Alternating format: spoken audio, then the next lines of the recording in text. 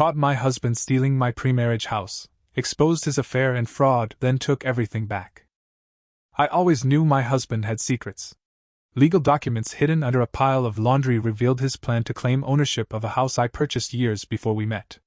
The papers were tucked beneath folded towels in the basement, a place he knew I rarely checked. My name was on the deed, and I had paid for every inch of that house with my own money. Finding those documents felt like a punch to the gut. He had been working on this for months, maybe longer. The betrayal was raw, but it was only the beginning of what I would uncover. Before I met my husband, I bought a modest 2-bedroom house in a quiet neighborhood. The money came from years of saving every spare dollar from my job as a graphic designer, plus an inheritance from my grandmother who passed when I was 25. The house wasn't fancy, peeling paint on the porch, a leaky faucet in the kitchen, but it was mine. I spent weekends fixing it up, learning to patch drywall and replace cracked tiles. The deed stayed in my name, no exceptions. When I met my husband 3 years later, he seemed fine with that. We dated for a year, got engaged, and married in a small courthouse ceremony. He moved into the house after the wedding. I made it clear the property was mine legally and would stay that way. He nodded, said he understood, and we never revisited the topic. I trusted him. Looking back, I see how naive that was. He started small, calling the house ours, in casual conversation, like it was a shared asset. I corrected him once or twice, but he laughed it off, saying it was just a figure of speech. I let it slide. We were building a life together, and I didn't want to nitpick. He got a key, set up his gaming console in the living room, and even planted a few shrubs in the front yard. It felt like a partnership.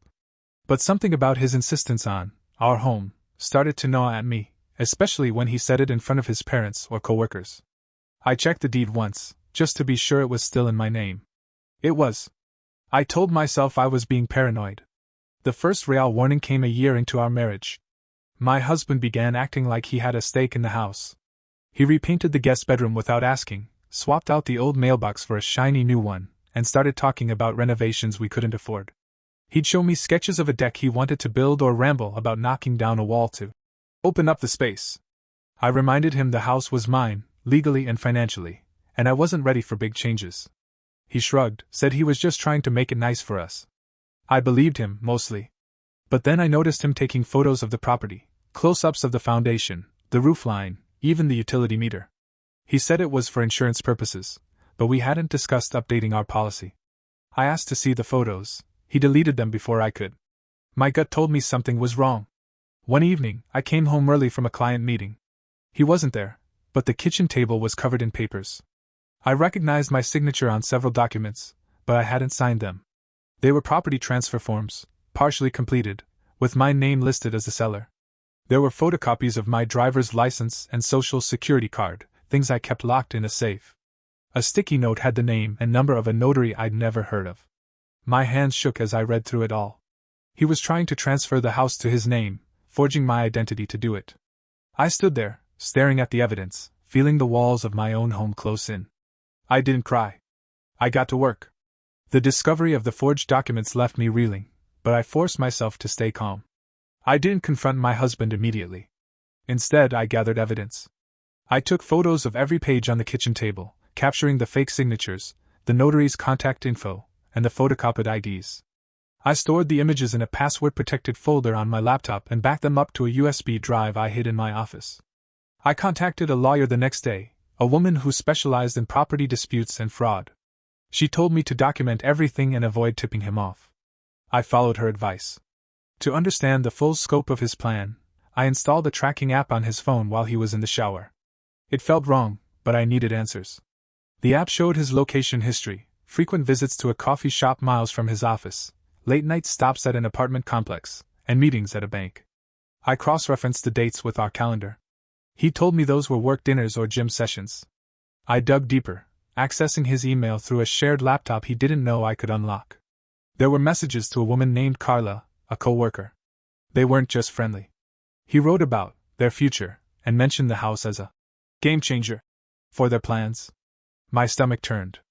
I saved screenshots of every email, every text I could access, and the tracking data. The lawyer said this could help in court, but I needed to be strategic. I kept quiet, acted normal, and watched him lie to my face every day. For 2 weeks, I played the part of the oblivious wife while building my case. My lawyer helped me verify the notary's involvement. The notary admitted to signing off on the documents without meeting me, claiming my husband provided convincing proof of my consent. That was strike one against him legally. I also hired a private investigator to follow up on the tracking data. The investigator confirmed the affair with Carla. They met at the coffee shop, the apartment, and even a hotel once. He got photos of them together, time-stamped and undeniable. I added those to my evidence pile. Then I found something worse.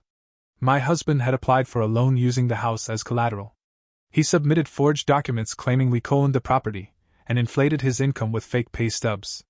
The loan, approved for $150,000, was deposited into an account I didn't know existed. The account was under a business name, CNM Ventures, with Carla listed as a co-owner. They were using my house to fund their new life. I felt rage but kept it locked down. I met with my lawyer again, and we prepared to strike. We filed a motion to freeze the loan account and requested a fraud investigation. I also had the title company place a lock on the property to block any further filings. Every night, I sat across from him at dinner, listening to his excuses about working late, knowing I was about to unravel his entire world. The plan was in motion, and I stayed focused despite the weight of my husband's betrayal. My lawyer and I finalized the paperwork to have him removed from the house. We filed for a restraining order based on the forgery and fraud, citing the forged property transfer documents and the unauthorized loan. The court moved quickly, granting a temporary order that barred him from entering the property. I changed the locks and installed security cameras the same day. The private investigator kept digging and found more. My husband had been meeting with a shady financial advisor who helped him set up the fake business, CNM Ventures. The advisor had a history of assisting clients with questionable asset transfers. Bank records showed my husband had already spent a chunk of the $150,000 loan, $30,000, on a new car registered in Carla's name and $20,000 on luxury hotel stays. The rest sat in the business account, untouched for now. I handed all this over to the authorities, who opened a fraud investigation. My lawyer also subpoenaed his employer's financial records, suspecting he'd manipulated company funds. The investigation revealed he'd been siphoning small amounts from his department's budget, claiming they were client expenses, and funneling them into the same account. His workplace put him on immediate leave pending their own audit. I stayed silent at home, letting him think I was still clueless. He came home one evening, unaware of the restraining order, and found his key didn't work. The police arrived within minutes to escort him off the property. He stood on the lawn, yelling about his house, until they drove him away. I watched from the window, feeling a mix of relief and exhaustion. The house was mine again, but the fight wasn't over. The fallout came fast. The fraud investigation gained traction when the police traced the loan's paper trail. They arrested my husband for forgery, fraud, and identity theft. The evidence was overwhelming: the forged signatures, the fake income documents, and the notary's confession sealed his fate. He was held without bail because the prosecutor argued he was a flight risk, given the hidden account and his recent purchase of plane tickets to Mexico. Carla was questioned too, and though she claimed ignorance, her name on the business account made her a person of interest. I didn't stop there. I contacted Carla's husband, a quiet guy I'd met at a company picnic. I sent him the photos from the private investigator and the emails between her and my husband. He was devastated but grateful. He filed for divorce the next week, and Carla moved out of their home. My lawyer worked to untangle the mess with the house title. The forged transfer documents were voided, and the title company issued a clean deed in my name. The loan was another issue.